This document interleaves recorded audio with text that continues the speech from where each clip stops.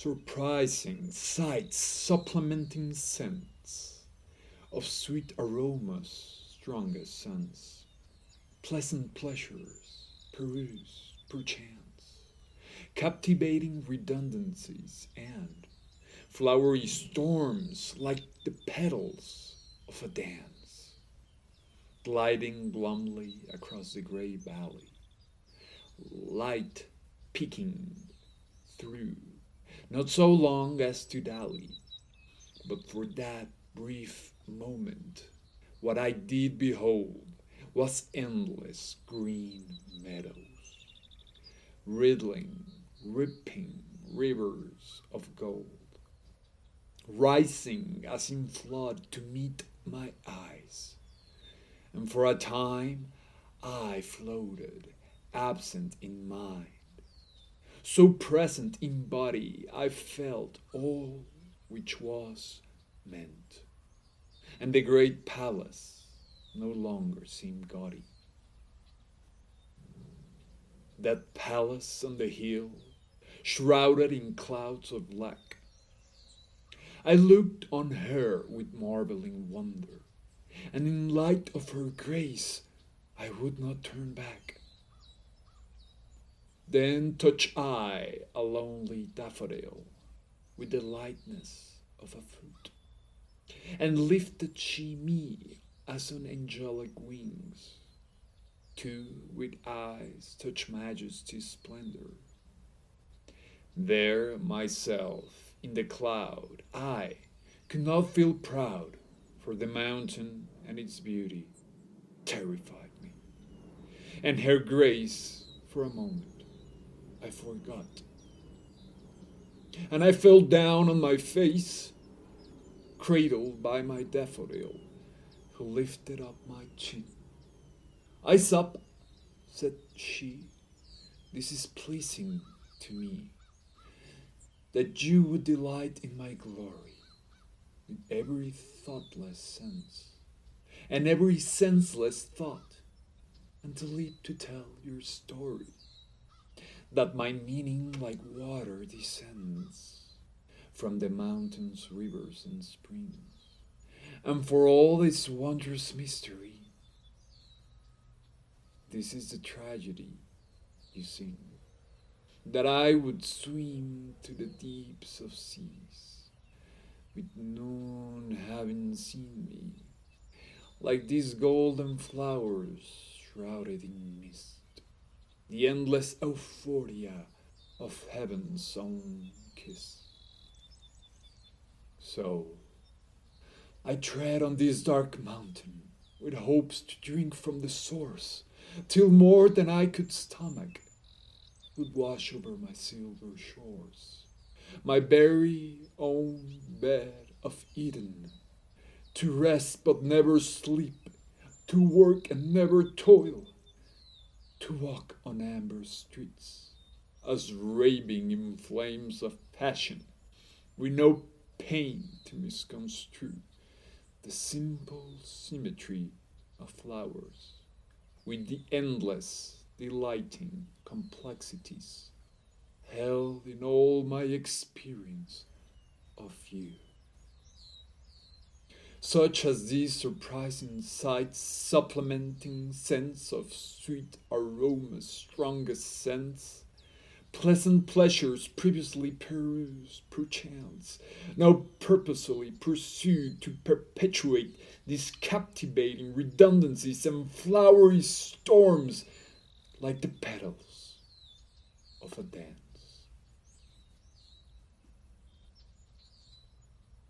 What you just heard was a reading of On Black Balsam Knob in Summer from Wil Price's new book, Pennings Postulating Passionate Loves. And today we have Wil Price to talk about his book and also about his work as a poet. So, do you want to introduce yourself, Will? Yeah, I'm Wil Price. I'm a poet, a teacher, a musician, among other things. All in all, a person who's aspiring to live a full human life. So I'd say that's me in short. Great. So part of what I want to do with this, podcast interviews on poets is to do these profiles on why poetry is worth pursuing as a career Mhm. in life and why it's worth devoting oneself to it. And Will is somebody who I've been reading for a while, and he has all the devotion that you would expect from somebody who can tell us about why it is important to pursue poetry and why it's worth to devote oneself to it. So I don't know, maybe can you start by describing how you came into poetry, how you became interested into it? I think the first experience of writing poetry that I had that got me into it was probably in my 10th grade English class. We would do these things occasionally on Fridays in class when we would just have free writing. And it really began as just this catharsis, just experience of purging words onto paper to make sense of feeling. And that's kind of how it began, as almost like this therapeutic thing. And I would say it still continues to have that value today. Um, but it's far more, it's gone beyond myself, I'd say, where it's beginning to not just benefit myself, but benefit others, whether by enjoyment or making sense of their own lives. But yeah, I would say 10th grade English, free writing with Miss Plummer's class. Okay, interesting. So, from that moment, were you immediately hooked? Were you like, I want to be a poet? Like, this is really making kind of like a fiery sense, like, Yeah, I don't know if it felt like a calling. It was just kind of like, oh, this is a nice thing to do. This is something I enjoy. I think really I got into it through songwriting, and kind of like playing in bands and playing with friends, trying to write songs. And that process, it's kind of interesting. Like my songwriting has almost diverged into poetry and instrumental compositions separately. Like I still try to write songs because I think that's a good thing to do, especially if you're a poet or a musician. From any of those sides, it's a very good discipline to practice. But I find myself more and more drawn to when I'm in music, just doing instrumental compositions. Whereas in terms of poetry, I'm not really thinking in terms of lyrics. It's just separate from the music. So it's interesting how that path diverged. But I'd say it kind of started with songwriting of like, oh, this is a really not just therapeutic, but it's like it's a challenge in terms of the art itself. Because when you're writing free form stream of consciousness, you're not so concerned with the product. Whereas in songwriting, I feel like oftentimes you have that end in mind of like, this is going to be a song, it's going to be complete, it's going to have this structure. None of that exists in stream of consciousness, like cathartic writing. Um, so I would say it began with songwriting to take shape as like, oh, this is a thing to, like you said, devote yourself to.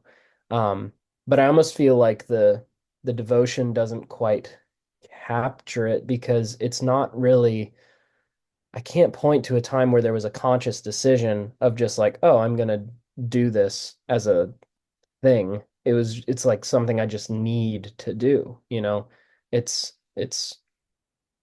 and again, it's not just for that therapeutic instance, but I think that is the urge. The urge is I have to make sense of this. And the only way I know how to make sense of it is through words. mhm. Words, not just words, but poetry as such.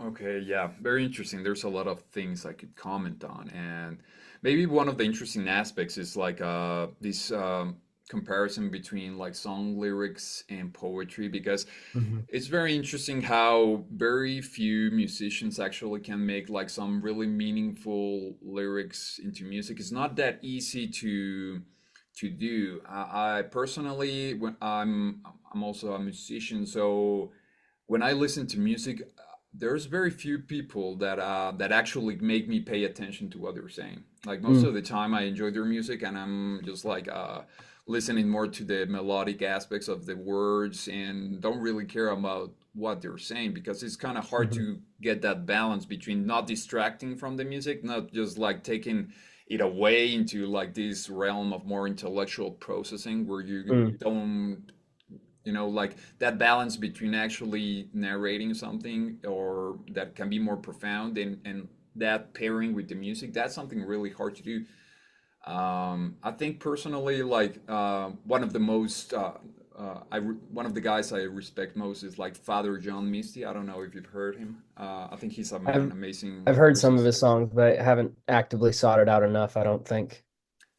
Yeah, I think he's one of the people who can actually get that balance right and have like really interesting lyrics and that Mm. pair well with the music because it's not that easy. It's a really hard thing to do. Yeah. So, uh, and like it's very interesting that you mentioned this aspect of like trying to figure out, I guess, emotions and the more complex aspects, I think, of human life. Hmm. And I think this is one of the many reasons that poetry is so important to for human life because Hmm. there's dimensions that we have kind of relegated in contemporary life, like, and that's one of the reasons why poetry seems strange because we don't really get to to really express those things anymore or pay attention to them. Like the Mm. more spiritual aspects, the more emotional aspects, we stay at the more rational level and of just like clear information transmission, so that most people are not equipped to even understand poetry because Yeah. they can even be like atrophied in those aspects of themselves. And that's one of the reasons why it's so important to kind of bring kind of this apostolic, Mm. like mission of trying to revive poetry into people's life and to make them understand why it's something that is relevant to human beings. Yeah. I have a one of the most important mentors in my life, um, who came along when I would say I had made that choice of like genuinely pursuing poetry as an art form that I wanted to devote myself to.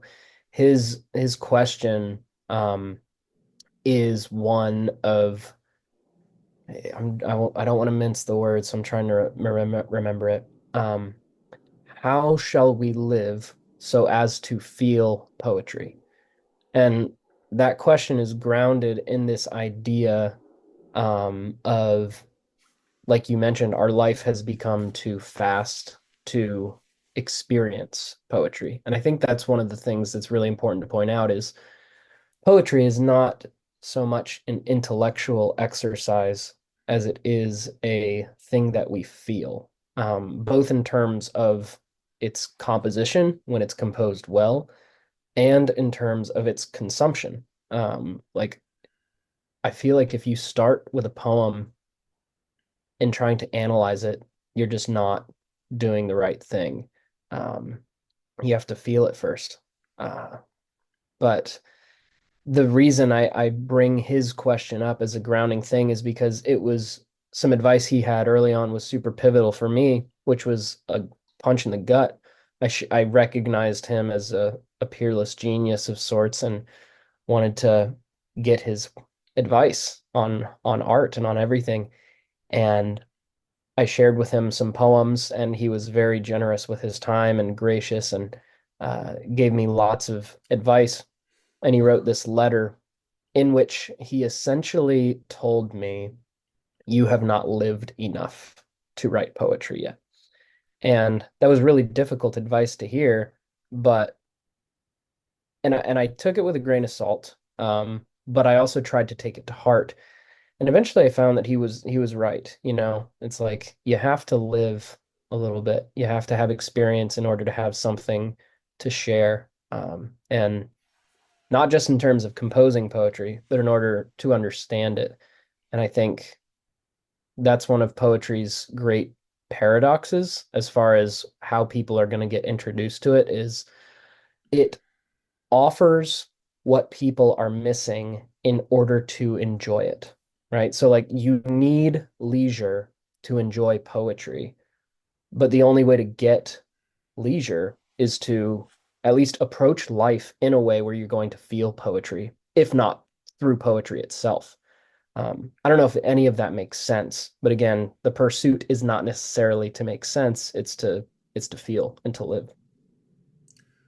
Yeah, yeah, it's a lot of complex themes that is not easy to like express succinctly, but there's definitely an aspect in poetry about mystery and how we encounter mystery, whether in ourselves, in reality. And part of poetry is that process in how we start digesting it and trying to name it, which is, kind of like foundational aspect of creation, like Mhm. whether it is in from the Catholic faith, like from not only from God creating the world by naming things like fiat lux, let light be, Mm, but also then Adam like a mirror image and yeah. learning to also give words to think. There's this like foundational aspect of how we build our reality through language that is essential to poetry, and how we assimilate the unknown, because that's something that, whether it's through the in the most sublime aspects of mysticism, or just like in our own feelings and how to understand what is going on inside of us. So people, because they don't like that practice, tend to just like suppress those things, like, Hmm. and not really confront them, and don't really access them, and just try to push them aside because they don't have the tools to really go into them. So so yeah, there's an aspect that is that does have to do with like a very essential aspect of living, and have and in that sense, you do need like some experience in order to do that properly and understand Hmm. what you're doing. But yeah, it's not something that is easy to make people aware of it, because Hmm. it's something we have relegated away. And I think there's a fine line between, like you said, understanding what you're doing.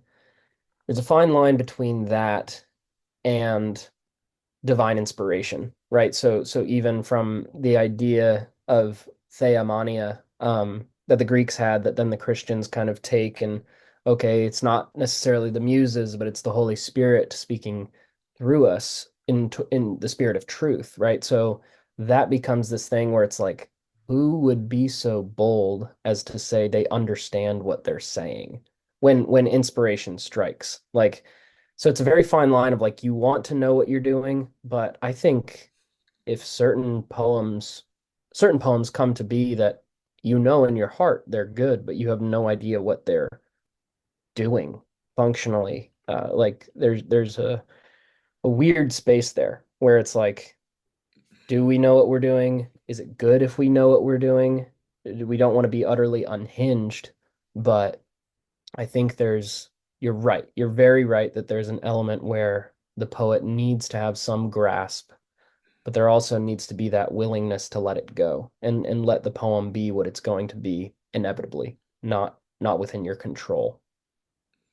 Yeah, yeah, and it does imply like a very hard balance between almost contradictory aspects, which is why it is so hard to do Hmm. poetry, and why it takes sometimes so much maturing to get to that point. Because I think there's I think this is like a very general aspect of how almost everybody experiences poetry. I think most people at a point do similar things to poetry, right? Like teenage angsty poems or love poems or stuff like that. Maybe they don't share them, maybe they do, but it is something kind of natural. And there's like an aspect of that is like a very kind of selfish aspect in that way, of just like you need it, as you mentioned, as a cathartic way to kind of like give form to what you're feeling and understanding better. And I think what the problem is that, and bring in also like what you mentioned about songwriting, because poetry has left the public eye and its relevance in culture. Most of us really think that, like in contrast with songwriting, that it's something that it stays like in that cathartic level, and then you share it, Mm. right? And that's why teenage poetry is so bad, right? Because you don't have those standards of quality of what you're doing for yourself and what is relevant to others.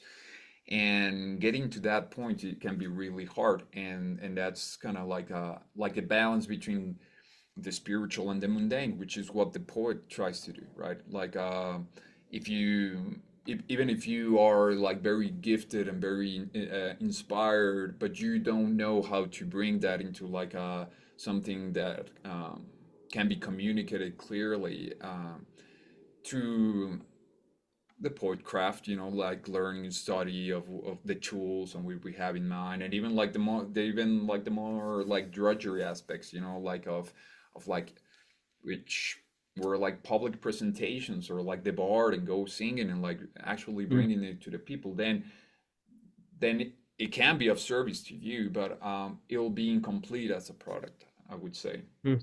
And that's kind of like the thing that needs to be regained, that more social aspect that songwriting has. You kind of Mm. have this conception that this is going to be presented to somebody, this is going to be a song, this is has like a social cultural aspect, and with poetry it has become so narcissistic that people Mhm. think that it's fine to leave it at just like this kind of like very self-ruminatory process that has become ever more, like self-involved and narcissistic, and people doesn't care because Yeah. from its inception, you conceive it as something that is, like so self-involved, I guess. Yeah. No, that's very helpful.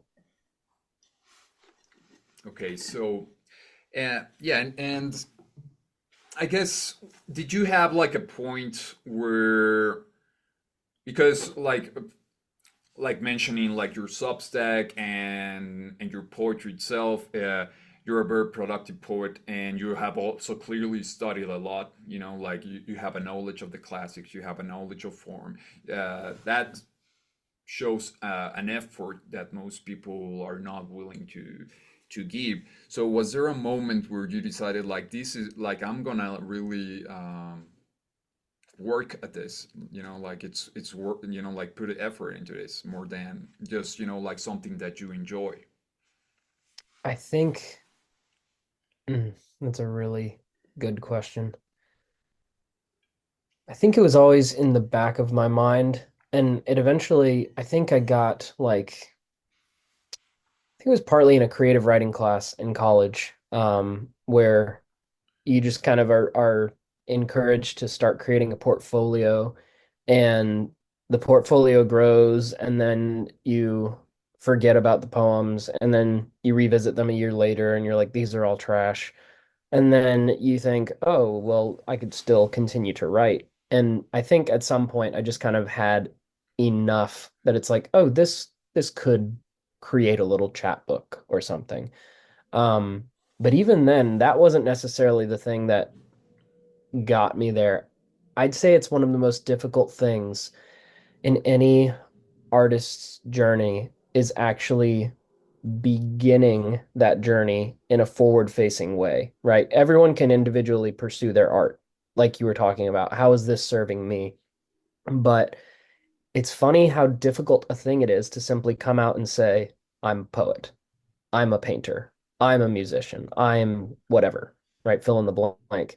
Because as soon as you do that, I feel like the tendency is to think, oh, well, that means I'm going to have to create all these things. And I just feel like that's very grounded in like the industrial world that we live in, where everything is measured by productivity. And it's like, that's not how you need to measure yourself as an artist. It's like, what is your medium through which you create art? And you just have to declare that. I think when I finally got to a place where I was able to say comfortably, I'm a poet, that was when it kind of said like, oh yeah, and because I am a poet, I need to dedicate myself to the study of poetry. Yeah, I mean, it's also really fortunate that I work in a school, and so I'm teaching through great works all the time. I'm constantly confronted with them. So keeps me on my toes that way. But yeah, I think it was the initial decision to just declare myself as a poet that kind of was the catalyst to uh us like taking the hobby and creating a discipline out of it. Mhm. Yeah. So that brings us more closely towards the role, I guess, of the poet in society. And I don't know if you would like to comment on that, or on why poetry, from your point of view, has declined so much, and why and what a poet can do to restore that, I guess. I think the main reason is we've lost the central community. Um, like there isn't the amphitheater anymore. Like you say, like since poetry's inception, this has been a part of the culture, but that wasn't by chance, like that was something that was clearly intentional, even in the way ancient societies set up their cities and set up their communities, where you have the amphitheater at the base of the Acropolis, and you're bringing the words of the gods down to the common man. So it's like woven into the architectural fabric of society. It's not just something that happens. And I think that's good for us to know is like it's not just going to happen. You need to create spaces for it to happen. So I would agree with you. It's like we've kind of lost our space in society. However, you just have to look at it. What are the spaces in which we can now inhabit? And I think this is a perfect example where we're inhabiting a digital space. And I think poetry's um, greatest benefit to coming back into relevance is its brevity. And that's because the thing that people constantly gripe about and moan about is the waning attention span of everyone, which is true and needs correction, right? We need to be able to sustain attention towards things that are challenging, not just things that are numbing to the mind. But if we have this desire that poetry be at the forefront of society again, I think we need to lean into its brevity as a benefit. For better or for worse, people's lives are busier. And the great thing about a poem is you can spend 5 minutes with it, or you can spend 5 years with it, right? And you can get the same amount out of it. I always use the analogy of soup when I'm talking to students. And so a novel, I would say, is a very thin soup, a big old stock pot. And then you reduce it down, it gets thicker. That would be the short story. But when you reduce it all the way down to a sauce, that's poetry. It's all that same ingredient base is there. It's all the same flavors, but it's just concentrated, right? A good poem has the gravity of a novel, which sounds incredibly ambitious to say, but I think it's true. And so what does poetry have to offer? It has to offer everything that we're searching for, but just in a more a smaller package, I guess. As far as the poet's role in society, I feel like it's not necessarily.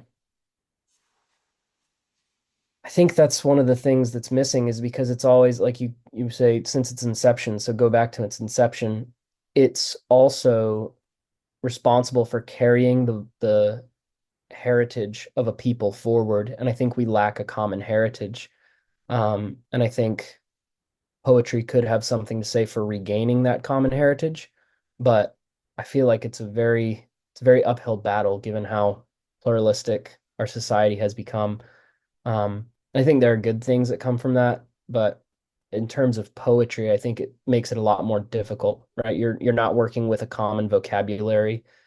Um, but I'm very optimistic about it. That we can, yeah, we don't need to recreate the amphitheater. We exist in this digital space now where it's not going to be the same. but we can at least start vying for relevance. And then once we've regained that trust, and you know, have proven to people what we've always known to be true, then we can have a voice for how we shape our communities at large in physical, tangible ways, not just in the digital space. I don't Yeah, know if that there. answers your question. I going in circles, but it's difficult to say because it's like, what's the role of the poet in society? It's like at face value, I don't think there is one. Um, but that's maybe a very pessimistic view, and we should be more optimistic. Yeah, I mean, I think part of the problem is how weird and fuzzy the term society has become. Like, I mean, I'm Yeah. talking to you from Mexico. I don't know Uh-huh. where you're living, but like it's like what we're doing is like a pretty much an international community, Hmm. and for better or worse, things are going that direction, uh, and that's part of the I think a kind of exciting part of what a poet can be right now, that we get to reimagine what a poet can be now after Mm. sort of it kind of collapsed, I guess. Like there was, at least in like English literature, it seems like a pretty, like historically, like a pretty like obvious kind of tragic collapse, like with the confessionalists, with half of them like killing themselves, and like Yeah. after that, like no, almost no relevant um significant tradition carried forward. So Hmm. after that vacuum, it's really interesting to figure out how we can mold that, not just like because part of like the bad legacy that came off of it was like this self-involved kind of like I can just write my stuff, and like people will read it, and I don't have to have any other significant aspect of social involvement, I guess. Hmm. And now we can kind of like really ponder what we can take, and what was good, and what is worth throwing away, and really reconsider all of the aspects of that, of what it meant to be a poet before. Like it was from being like the most high art to like something that seems like not even a worthwhile hobby. Like how can we regain that place of the poet so that it makes sense, Mm. and restore its value. And part of it is restoring that social aspect, not just Yeah. like leaving it as a personal exercise, but also recovering like the more social aspects, the readings, the declamations, like the almost like its connections to theater, mythology, all these aspects that were foundational of culture, and that were kind of like slowly forgotten, to just live like these really dried husk, I guess, of of what it was that could not sustain life anymore. Yeah. Yeah, I sat through a really pretentious lecture this one time on the Iliad, and the guy started with saying, uh, it was a funny line. It revealed immediately to me the pretentiousness that I was about to sit through, and it made me not want to go back to the next lecture, which I didn't. But it's true. He said, "The Iliad, after all, is not a poem. It is a song." And it's like, okay, whatever. But like, he's right. It's like someone is singing this to people who are listening. It's like you can't say that for most poetry that exists today. Like 99% of poetry that exists today is not being read out loud to another person. So yeah, you're so right. And I think Mm-hmm. it's so I would be curious from your perspective, because you're in Mexico City, right? Yeah. So there's I live in more of like a suburban small town. So it's even interesting the difference between like a city center where there is more infrastructure to have that happen. Just from your perspective, like what things do you see that give you a lot of optimism about poetry becoming a part of the social fabric again? What makes you hopeful in that? Mm, well, uh, I don't think I have that many things. I really enjoy like what's going on like in our little corner of the internet. But Yeah. like in terms of like actual poetry going on in, I don't think I have any. I don't see almost anything, and personally, that's part of kind of my mission. You know, kind of restore it, and that's why I'm kind of involved more in things like theater right now and acting because it brings. Uh, I think it's a better avenue to present those kind of things. You know, like Mm, before, like as you mentioned, this guy. It's really sad that like an academic, like gets away by thinking that's like an interesting thing to say. Like that we've forgotten so much about what um, poetry is, that it just become like like little, I guess, what's the word, like semantic hmm things, like poetry with like music with like with theater. These don't have like really clear limits. It's just like mm, convenient to talk about them that way, and sadly has deteriorated to a point where it seems like that it has those like really like solid limits, to the point where like can make like a living like saying that they're not, like when it's like a really should be like a really obvious thing, and it's a really good example because like the really interesting thing about Homer was that what made Homer special was that he wrote things down, right? mm, So like it might very well be the case that he wasn't like the greatest poet of that time. He was just the one that had the genius idea of, I'm gonna write this down,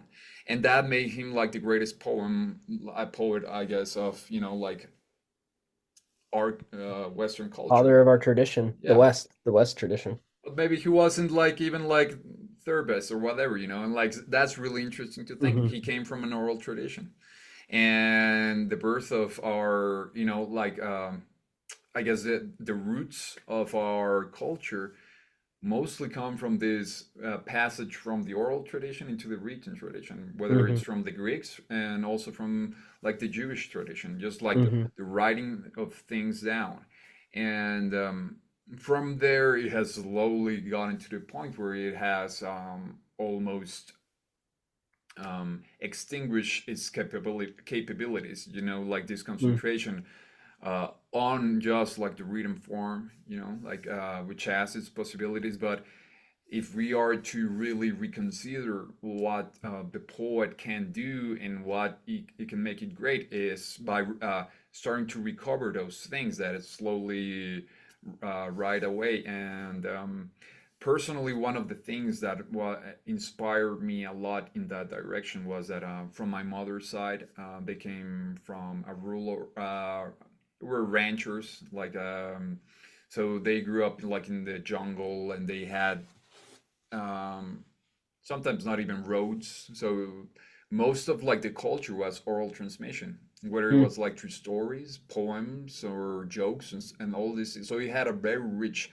oral tradition. So on that side, when I had the experience of people who actually had that alive, people who cry when they hear a poem, Mm. who all learn by how to by memory. They memorize the poems, and at family gatherings they just like read them out loud, and that experience was really profound. And I think people don't. I think people when a lot of people when they hear that experience, they change very quickly their opinion on poetry, because Mm. if most people nowadays don't have any idea of what it is, and if you give them something to read, they probably not gonna understand it. But if you are capable of bringing it to alive by this more like theatrical experience, then they immediately get it. I've seen like people have no interest at all, and they in poetry, and after hearing like a good dramatic reading or a dramatic just like a um, show, like be inspired. I want to write poetry, you know. Like Hmm. I this is great, you know. Like it has to have that vitalism, and that for people to understand it, because otherwise I a lot of the times I see poems like almost as musical notations, or like you know, like the partiture, you know, like as poets we can understand it and kind of read it, but people who are not aware of it, is like you show them like notes, you know, on a pentagram, they're not gonna Hmm. get anything out of it, you know. So I think that's why I like to make emphasis on that aspect. I think it's a really powerful tool moving forward. That's good. Okay, so maybe we can start transitioning to towards talking a little bit about your book. I don't know if you want to Yeah. talk about it in general. We can go deeper into it. What was its initial conceit? Did it have like a more structured idea towards its creation, or you know, all those kind of things? Yeah. So I think, I mean, it's obviously a collection of love poems, and the way that I compose any collection is I'll have an idea of something that seems cohesive, and I will just it's almost like there's boxes, and a poem comes up, and I say, okay, which box does this fit into? Does it fit into the really contemplative box? Does it fit into the sort of metaphysical box, or does it fit into the box of love poems? And the love poems are probably the easiest one to categorize. And I think the benefit of them, as uh, like we talked about this earlier, is like almost all of them, if not all of them, were spoken aloud. So they're a collection of poems written for my wife, who at the time was my girlfriend when I started compiling them.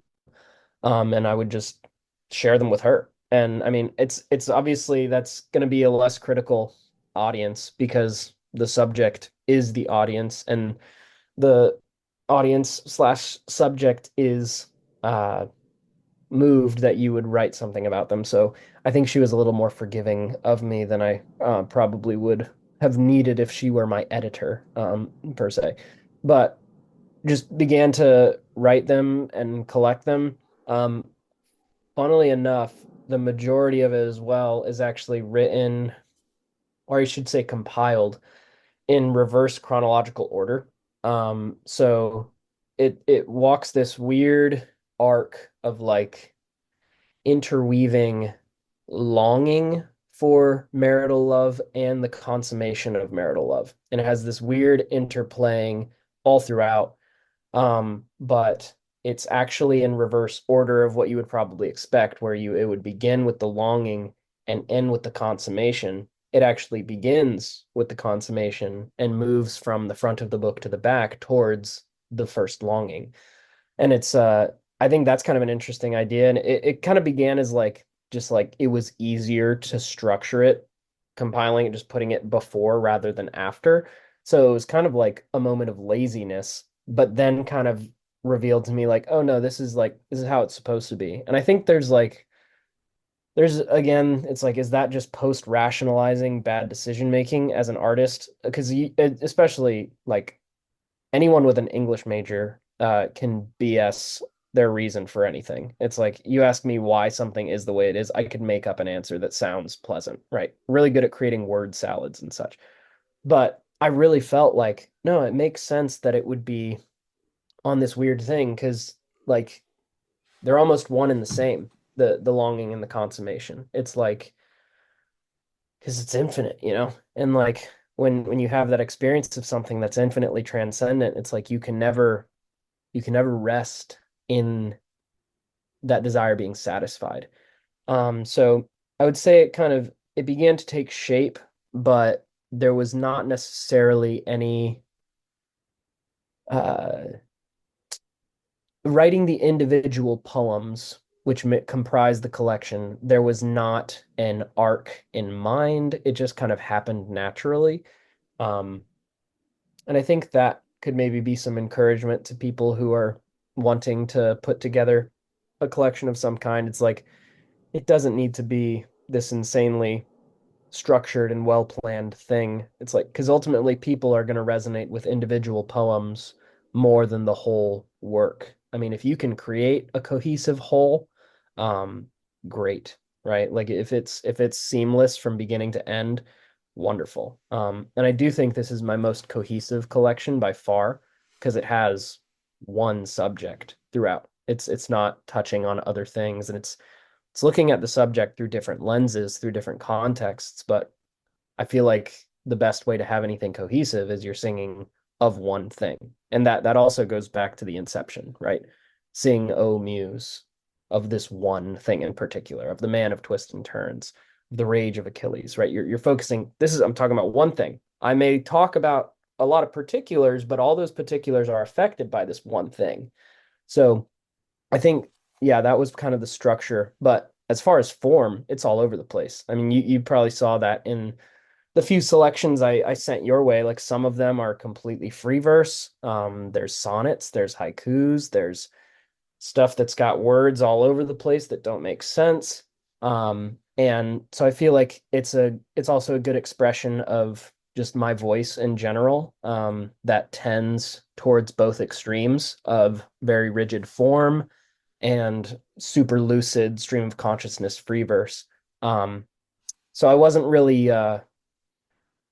cautious in the use of form or free verse. It was kind of just like whatever it is, and it's gonna fit or it isn't, and it's gonna register with some, register with others. Like that's the interesting thing too. It's like there's people in our little community who have bought our book, which I'm so thankful for, and the poems that are going to resonate with them are probably not going to be the poems that resonate with my mom and vice versa, you know? So it's like if a collection can pull multiple people from different generations and different walks of life, I feel like that gets to the thing that we were talking about earlier about reestablishing relevance by making the most of the sort of pluralistic world in which we're living, which I think does present more. It's like we have more things to pull from. It's like that's I guess that's the silver lining of not having a common vocabulary. You just have more words to pull from, which is really exciting, I think. But it's a lot to distill to one question. What is the book? It's a book of longing, it's a book of celebration, but it's all over the place, and I love it. Oh yeah, and like I find it interesting that you started by saying like that. That you had like these boxes where you classify things, and like you had like the metaphysical box and you had like the law box. But one of the things that I like about what you do is that you have like a lot of that in the law box you also put like love from the metaphysical perspective, love from a philosophical perspective, from the Hmm. sensual aspect, from all these different directions. So um, a lot of people are very wary, I guess, about love poems because it's like the most cliche thing, Yeah.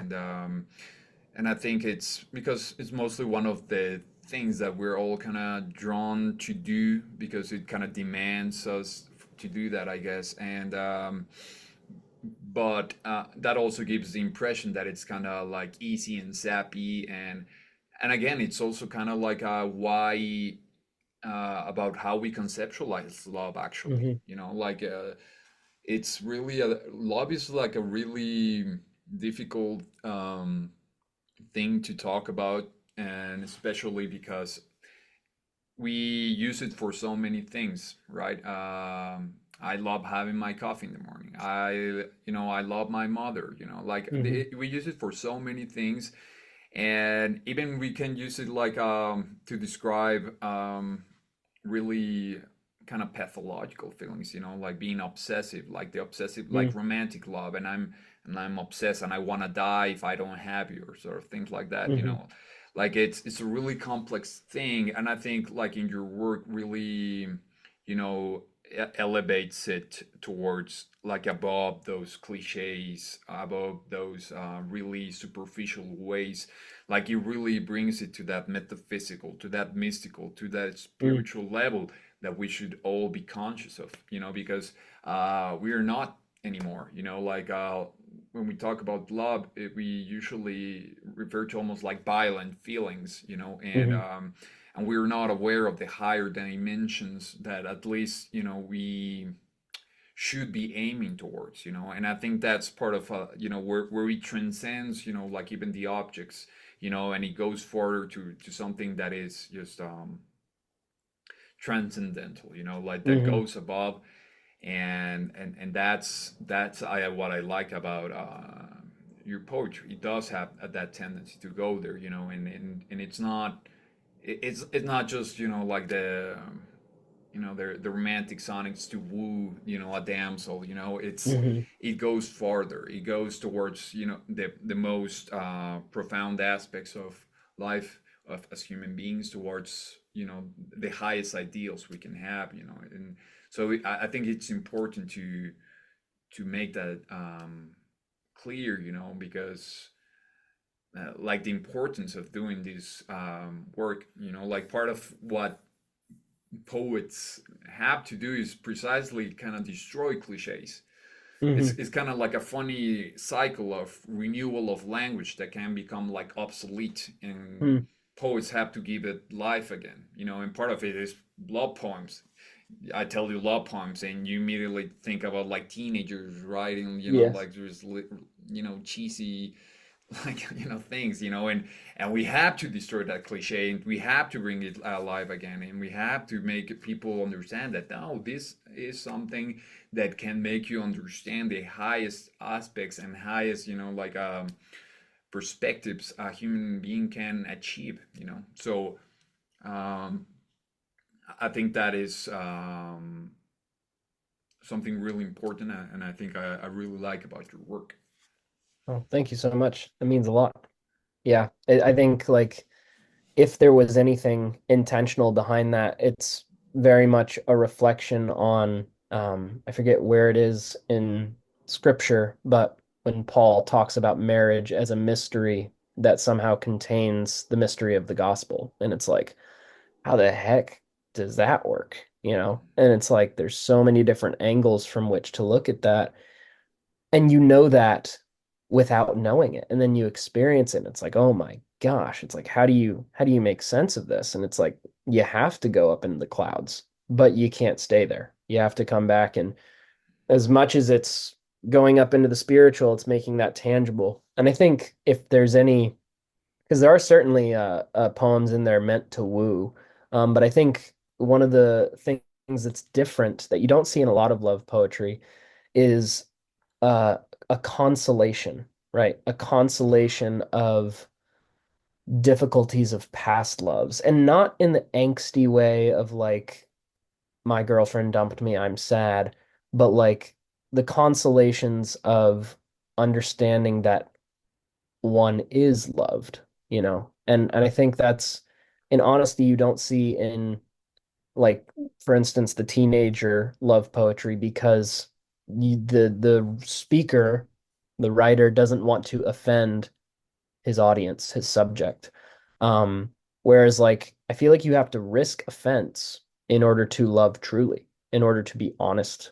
Like you could, to go back to St. Paul, like when he writes the definition of love in Corinthians, it's like part of that is love rejoices in the truth.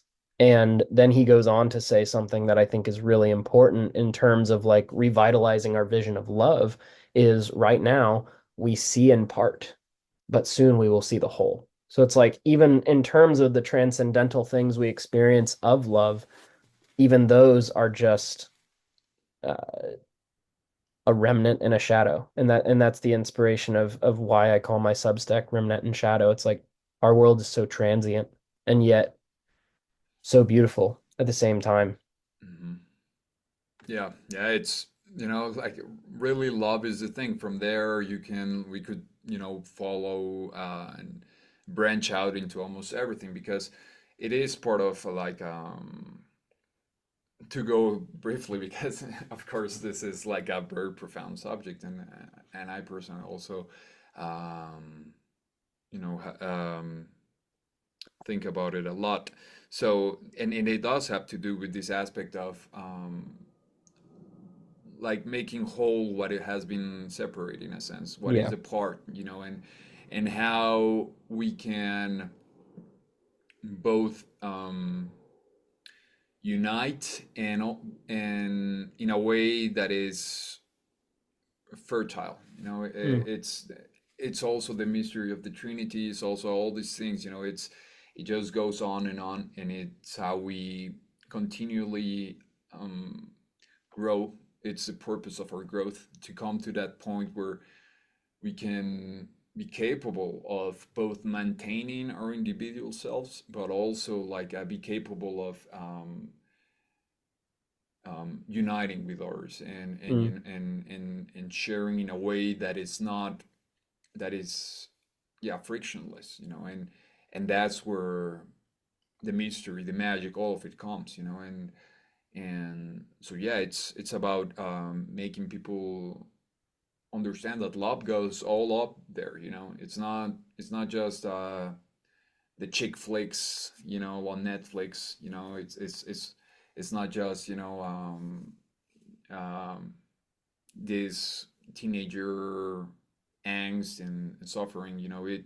It's all of those things, but it goes up the ladder up to the highest point, right? Yeah. To the most fundamental aspects of why we're here, why everything exists, what's the purpose of human life, right? So, obviously, as I mentioned, that gives room to talk for hours.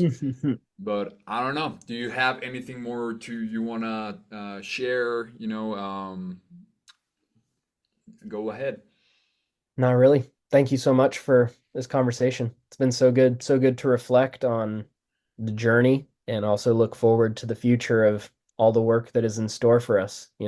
I feel inspired to go and change the community and put my foot out there and say we're gonna be something. We're gonna do something. Take back our place.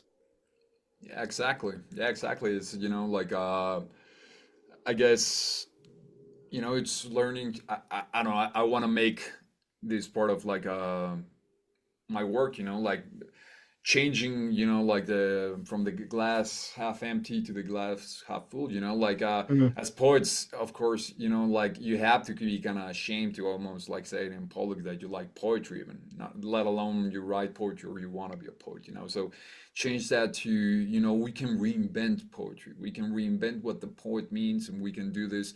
And like almost like Homer, he decided to write things down, and that became the foundation of like a whole like cultural branch that is immense, so these are things that are very exciting, that and that hopefully through your work, it can start building up this flame not only for poets but also for people for to get into poetry and regain that interest in it. So I don't know, do you want to shout out your Substack? How can people reach you out, and how they get your book? Yeah, so my Substack is willprice.substack.com. You look up Remnant and Shadow on Instagram or Substack, you can find me there. But yeah, there's I got some books on Amazon. They're linked on my website and on my Substack, so you can check them out. They get progressively better, so I wouldn't say don't waste your times with the early one because I think there are some good ones in there. But there's definitely a progression from book one to book five. I feel like I've grown a lot, which I'm happy for. So it's good stuff. Awesome. Well, it was great talking to you, Will. Thanks for coming on, and well, hopefully we can continue our conversations later on. Yeah, absolutely. Thank you.